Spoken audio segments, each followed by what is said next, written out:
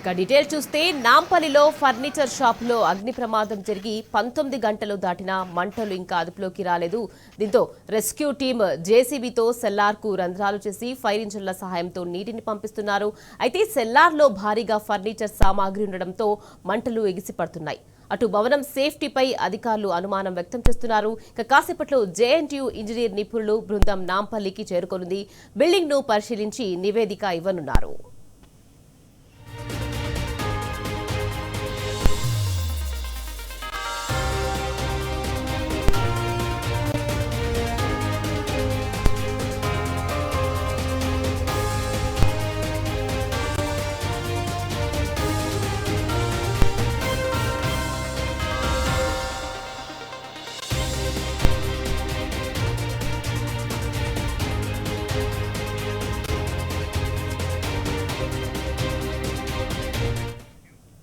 Right, ఇదే విషయానికి సంబంధించి మరింత సమాచారాన్ని మా ప్రతినిధి రంజిత్ మనకు అందించేందుకు సిద్ధంగా ఉన్నారు.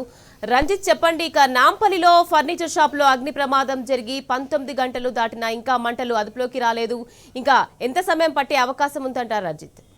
ఇక దాదాపుగా కూడా నిన్న మధ్యాహ్నం 12 గంటలకు సంభవించినటువంటి ఫర్నిచర్ షాప్ లోని అగ్ని ప్రమాదం దాదాపు 19 గంటలు దాటినట్టుగా కూడా మనకు సమాచారం ఉంది. ముఖ్యంగా ఫర్నిచర్ షాప్ లో భారీ అగ్ని ప్రమాదం వల్ల దట్టమైన పొగలు అనేది అలుముకోవడంతో వచ్చేసి భవనంలో 5 చిక్కుకున్నట్టుగా కూడా అధికారులు చెప్పిన పరిస్థితి కనబడుతుంది. పొగ తీవ్రత ఎక్కువగా ఉండటంతో పాటుగా వచ్చేసి సహాయక చర్యలకు ఆటంకం కలుగుతుంది.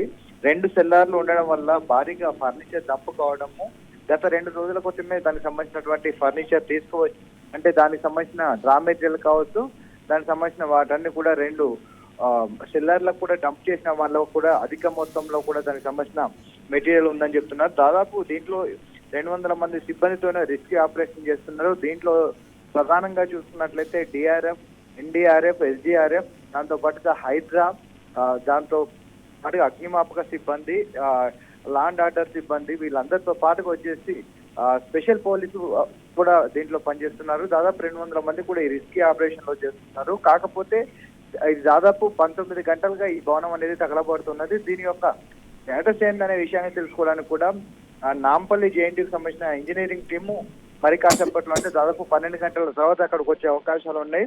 దీనికి సంబంధించినటువంటి సెల్లార్కు సంబంధించినటువంటి లోపలికి ప్రవేశించడానికి రంధ్రాలను ఏర్పాటు చేశారు. జేసీబీ సాయంతో ఆ రంధ్రాలు చేయడంతో ఆ లోపల సెల్లార్లో ఉన్నటువంటి ఏదైతే రెగ్జిన్ ఉందో, రెగ్జిన్ తో పాటుగా వుడ్, దానితో పాటుగా స్పాంజీ ఇవన్నీ ఉండడం వల్ల దాంట్లో ఉన్నది దట్టమైన పొగలు అనేది బయటికి రావడంతో ఆ పొగ తీవ్రత ఎక్కువ ఉండడంతో స్థానికంగా ఉన్న వాళ్ళందరికీ కూడా ఇబ్బంది అయ్యే పరిస్థితి కనబడుతుంది.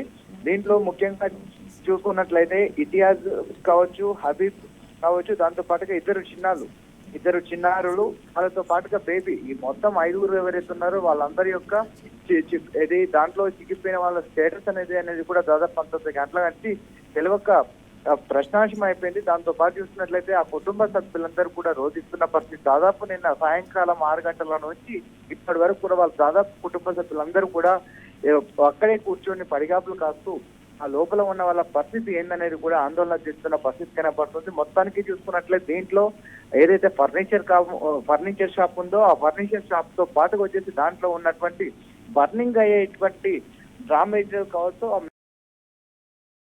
ఈ యొక్క పొగ తీవ్రత ఎక్కువ కావడము, దాంతో పాటుగా అంటే నిన్న మధ్యాహ్నం 12 గంటలకు ఇది జరిగితే దాన్ని సెల్లార్ లో నుంచి డబుల్ సెల్లార్, తర్వాత first floor, second floor, third floor, fourth floor, ఈ విధంగా ప్రాథమికంగా వచ్చిన సమయంలో సరైన సమయంలో ఒకేసారి ఫైర్ స్టేషన్ కు వచ్చేసి ఆ ఫైర్ ఇంజన్లు దానిపైన సహాయక చర్యలు చేపట్టడంతో పాటు రిస్క్ ఆపరేషన్ టీం అనేది సాయంకాలం 6 గంటల 5 గంటల తర్వాత చేయకుండా ప్రధానంగా 1 గంట ప్రాంతంలో చేసినట్లయితే ఆ ప్రమాద తీవ్రతతో పాటుగా వచ్చేసి ప్రాణాలు కూడా బయటపడేటివని స్థానిక ప్రజలు ఆరోపించిన పరిస్థితులు కనబడుతున్నాయి.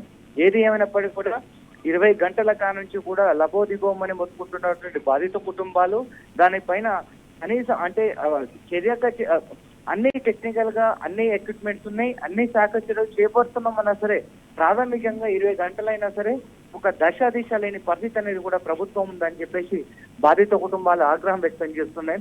వాళ్ళ యొక్క కుటుంబ బాధని చెప్పుకుంటుంటే దూరంగా వెళ్ళిపోమని అక్కడ ఉన్న అధికారులు కావచ్చు, పోలీసులు అందరూ కూడా దూరంగా పంపించడము, వాళ్ళని ఇబ్బందులు పెడుతున్నారని కూడా స్థానిక ఉన్న రాజకీయ నాయకులు కూడా చెప్పిన పరిస్థితి కనబడుతుంది. ఏది ఏమైనప్పటికీ కూడా మరి ఇక ఇంకో 2-3 గంటల సమయం తర్వాతనే దాని యొక్క విషయం బయటపడే పరిస్థితి ఉందని.